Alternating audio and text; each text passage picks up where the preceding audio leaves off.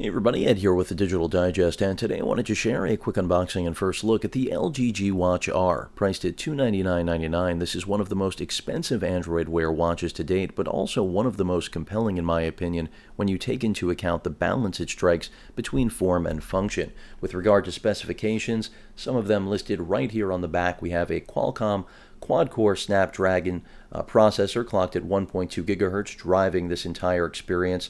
A 1.3-inch 320 by 320 res full-circle P-OLED display, something I've been waiting for. That is an OLED watch face on an Android Wear device.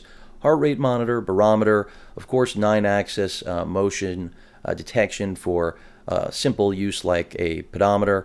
You have 410 milliamp battery, which is a considerable size, especially in the face of any concerns about battery life performance. Of course, the ability to do just about everything with OK Google, because after all, this is an Android Wear device, and an IP67 rating, which means you do have water and dust resistance. So let me get this out of the box. And again, this is a matter of personal preference, because you are absolutely paying for the design.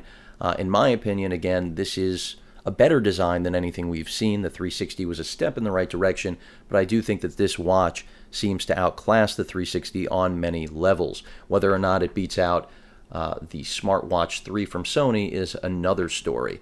But let me go ahead and get this out of the box. We've got our applicable quick start guide, which you'd expect to see. The watch itself, which I'm going to pull out of here. I picked this up from AT&T, by the way, for those of you that are wondering.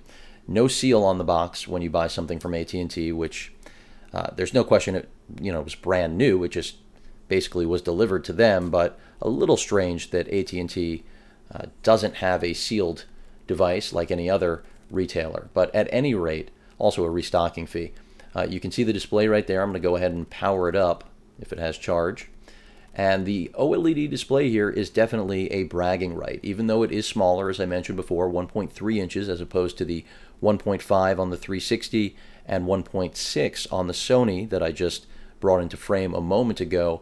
You are looking again at a better technology being employed here, as well as higher resolution in its form factor, that 1.3-inch circular design. And I'll get back to this in a moment. Leather band.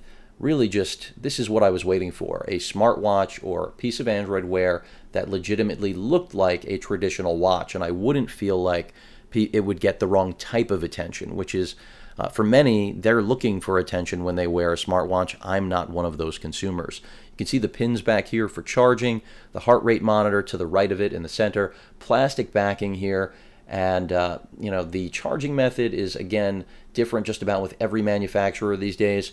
Sony went with micro USB standard, Motorola with Qi charging with an included dock.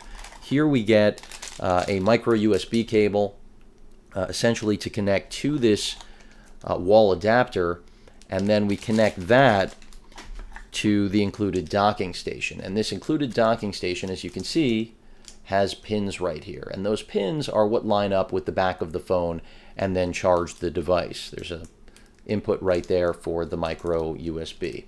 So basically you're going to have to, at least if you need power on the go, take this with you, just like the 360 requires that you take the charging pad, or dock I mean, with you on the go in the event that you actually want to charge up beyond its roughly 2-day battery life. Here, I'm hoping this will be more like 2 to 3 days, much like the Sony Smartwatch 3. Last but not least, safety guide. And that's pretty much it. Nothing else in the box. With regard to presentation, a completely different approach than Sony, who went with the acrylic case. But I do like what I see here. I like the leather band. I like the fact that it does look like a watch. Again, I can't reiterate that enough. I'll go ahead and put it on for those of you that are curious what it actually looks like on the wrist. And the black leather band, I think, is a very nice, clean look for this. But what is good is that it is a standard band, so you can put pretty much any band on here that you want. So if you want to go metal, go metal. You have the option. If you like the standard leather, you're in business. I just like the fact that we've got a watch here that looks like a watch.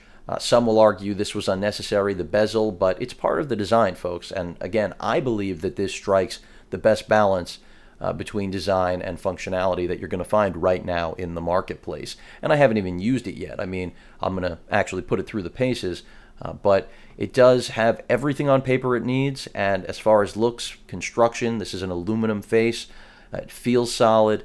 It definitely right now, in my opinion, appears to be the best Android Wear device on the market. But I will be comparing it to the smartwatch from Sony I have been using for some time now, which also is really impressive. I like it a lot, but they're very different devices. You know, one going with the square face, the other going with essentially, you can see not many steps since the last reset there, but very different design, and also I would say theme. You know, rubber band here, leather band here. This is a little bit more of a sporty watch, but micro USB charging, that's a big advantage. In some ways, a little bit cumbersome compared to the docking methods that LG and Motorola employ. But there you have it, the unboxing of the LG G Watch R. Excited to share it with all of you. Ever since this was announced at IFA, this, in my opinion, was the Android Wear device to beat, and I'm glad that I finally can let you know whether or not it delivers on its promise. Any questions or comments, please feel free to post them. And of course, as usual, please feel free to subscribe. Later.